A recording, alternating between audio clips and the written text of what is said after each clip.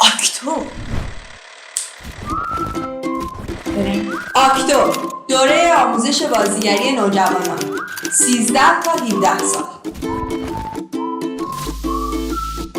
سلام. آکتو 3 ترمه که هر ترم 3 ماهه که میشه 12 هفته که میشه 24 جلسه که هر جلسه هم 3 ساعته. خوبه؟ این ترم 1 روز در هفته هنرجوها با تاریخ هنر و تئاتر آشنا میشن. کارهای هنری تاریخ هنر رو میبینیم. کارهای هنری تاریخ هنر غلطه. آثار مختلف هنری رو میبینیم و سعی میکنیم نگاه و خلاقیتشون رو تقویت کنیم. درسته؟ بعدش با یک مونولوگ ساده تمرین‌های تئاتر رو شروع میکنیم تا آموخته‌هاشون رو به چالش بکشن. یه روز دیگه هم کمک میکنیم به چالش ها غلبه کنن. چجوری؟ یه روز دیگه هم کمک میکنیم چالش ها غلبه کنن، مثلا تئاتر آشنایی و موسیقی حرکت.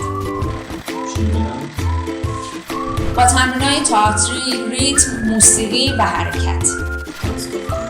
در واقع ما بدن و بیانشون رو آماده میکنیم تا بتونن شخصیت‌ها و کاراکترهای مختلف خلق کنن تا روی صحنه به نمایش بذارن. اینطوری هم میشه.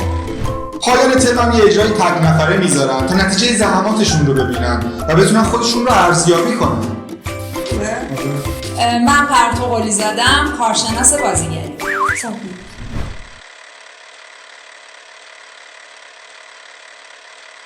خوبه؟